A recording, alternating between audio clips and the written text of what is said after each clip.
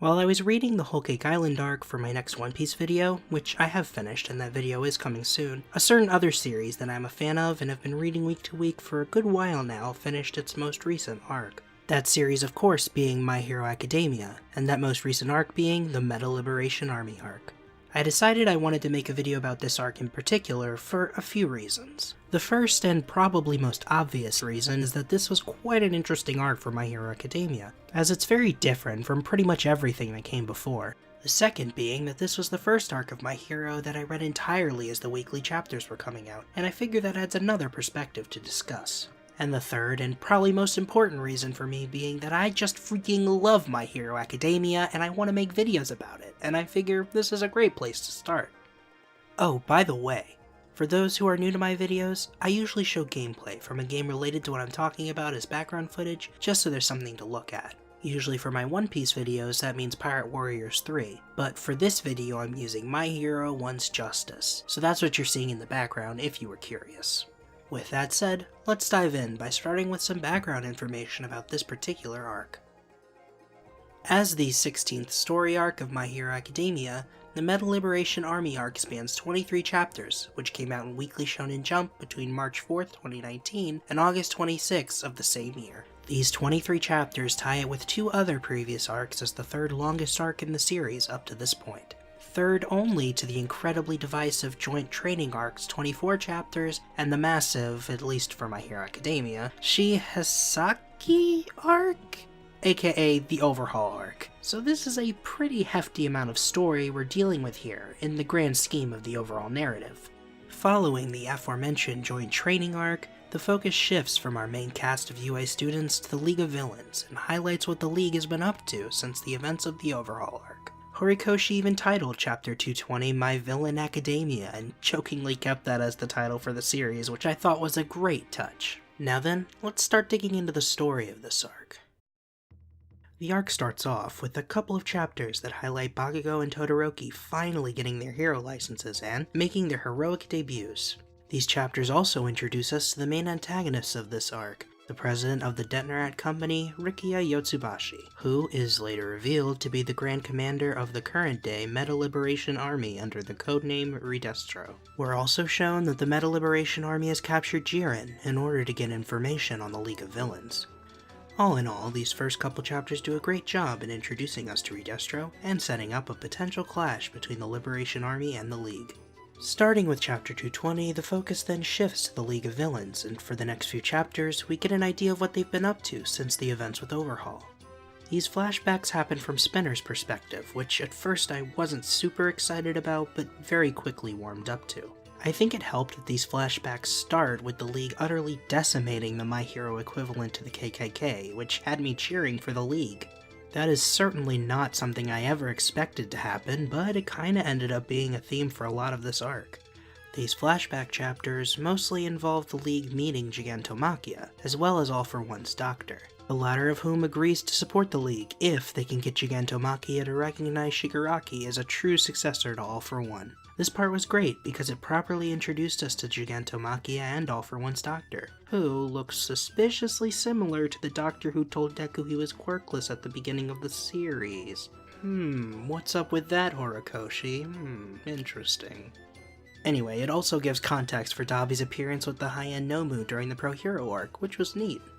Now at the current time, the League has been fighting Gigantomachia for a month and a half when Twice gets a phone call from Re-Destro through Jiren's phone. He instructs the League to go to Daika City to fight the Meta Liberation Army. If they don't, he'll inform the heroes of their location, so they don't really have much of a choice. This whole opening part was pretty fantastic across the board. From the fun debut of Bakugo and Todoroki, to the intriguing introduction of Re-Destro, to seeing what's in store for Shigaraki in the League without All for One, it was all really cool. Anyway, moving along, the League then leaves to fight the Liberation Army, and this is where the arc started to lose me, at least when I was reading week to week. Once we were settled into the arc, and it dawned on me that we were probably going to be spending a while with the League of Villains, I became less interested, and starting around chapter 224, I started feeling less excited for each week's chapter.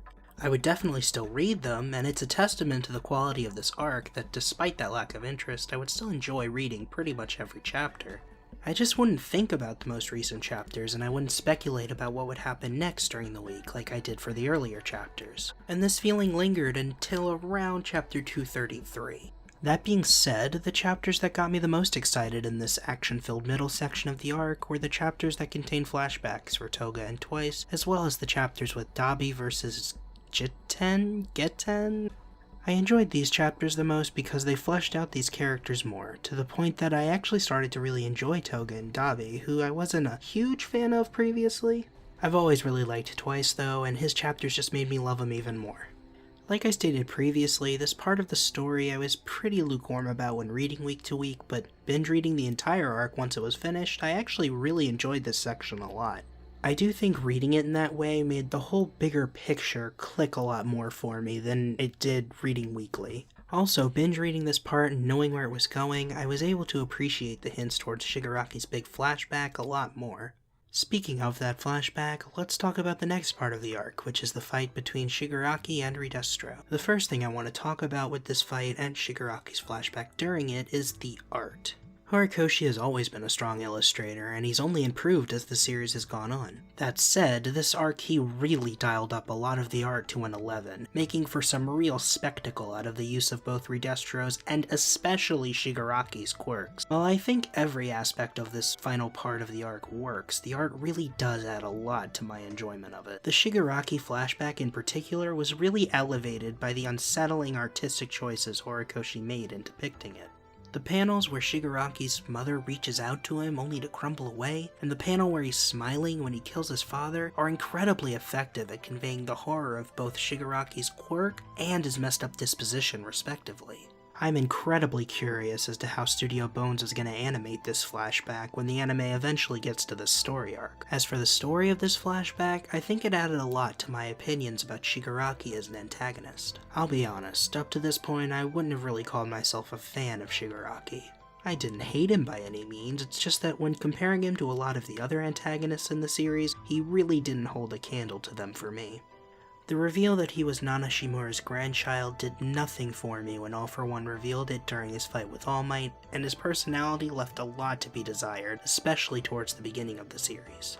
To be fair, I did feel like he was getting better over time, but this flashback and the arc as a whole really did change my perspective on him. The effect his grandmother being a holder of One For All had on his father, and by extension on his upbringing, makes that aspect of his character a lot more intriguing to me. And the way the manifestation of his quirk and subsequent trauma of accidentally killing his dog, sister, and mother affected his psyche is incredibly messed up. It adds a lot more to why All For One decided to make him his successor, rather than simply for the idea of raising Nana's grandchild as a way of messing with All Might. As for the fight that surrounds this flashback, I quite enjoyed it. While the revelation that Re-Destro's quirk was activated by stress seemed rather humorous to me at first, the visuals of the quirk when he hulked out were great. In the other corner, Shigaraki's quirk awakening was really awesome, and the sheer amount of destruction it caused was insane. The one-sided nature of the fight after his quirk awakens has me very curious what the future of Shigaraki fights hold. I really enjoyed the moment towards the end when Re-Destro starts to see Shigaraki as the future the Liberation Army strives for, and he hands over himself and the army to Shigaraki's command. It seems Gigantomachia enjoyed this moment too, because it convinced him that Shigaraki is a true successor to All For One. As for the final chapter of this arc, it serves to show the results of everything that had transpired. The melding of the League of Villains with the Meta Liberation Army into the Paranormal Liberation Front has major implications for the future of the series. Hawks makes that very clear during his appearance, which brings with it another very interesting question. Did Hawks actually kill Best Jeanist? I'm thinking no, but Dabi says he clearly killed someone and Best Jeanist is missing, so I'm very curious where that's going. Anyway, with the creation of the Paranormal Liberation Front and the recruitment of Gigantomachia, the Doctor says he will lend Shigaraki power, which I'm curious what exactly that entails.